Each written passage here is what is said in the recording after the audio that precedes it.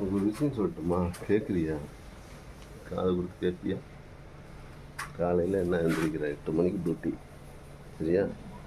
7 மணிக்கு எழுந்திரிப்பேன், பல்லு விளக்குவேன், குளிப்பேன், அப்புறம் கொஞ்சம் சாப்பாடை போட்டு கோழி குத்துற மாதிரி குத்தி சாப்பிட்டு ரெசார்ட்டுக்கு வேலைக்கு போயிடுவேன். சாயங்காலம் வருவேன், அதே மாதிரி சாப்பிடுவேன், செல்லை பார்த்துட்டு படுத்து தூங்கிடுவேன்.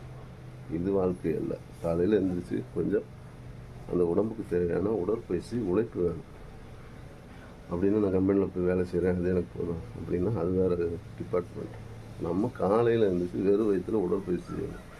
அதுக்கு என்ன பண்ணுறது அப்படின்னா, நல்ல ஜிம் இருக்குது, இல்லை கார்டியோ இருக்குது, இல்லை நீ வீட்லேயே கொஞ்சம் ஒரு 1/2 மணி நேரம் ஒதுக்கி எக்ஸசைஸ் செய். அது ஏன் செய்கிறோம் அப்படின்னா, அந்த உடற்பயிற்சி பார்த்திங்கன்னா நம்ம சாப்பிட்ற சாப்பாடு உணவு எல்லாம் அப்படி இருக்கும்போது என்ன ஆகும் அப்படின்னா, சரியான சர்க்குலேஷன் கிடைக்காது. அதனால தான் உனக்கு ஏகப்பட்ட நோய் வருது. அதுவும் இப்போ இருக்கிற காலகட்டத்தில் நிறைய விஷயங்கள் ஒரு எதிர்ப்பு சக்தியும் கிடையாது நீ சாப்பிட்ற சாப்பாட்டில். அதனால எக்ஸசைஸ் செஞ்சீங்கன்னா ப்ளட்டு சர்க்குலேஷன் நல்லா பம்ப் ஆகி எல்லா பக்கமும் நல்லா ஸ்பீடாக போய் நல்லா ஆக்டிவாக இருக்க முடியும். இந்த காலகட்டத்தில் அதுதான் முக்கியம், அவசியம். மாதம் எடுத்தால் அந்த ஒரு விஷயத்தை எடுத்துக்க, இல்லையா ஸ்கிப் பண்ணி போயிட்டே இருக்கு. பாய்.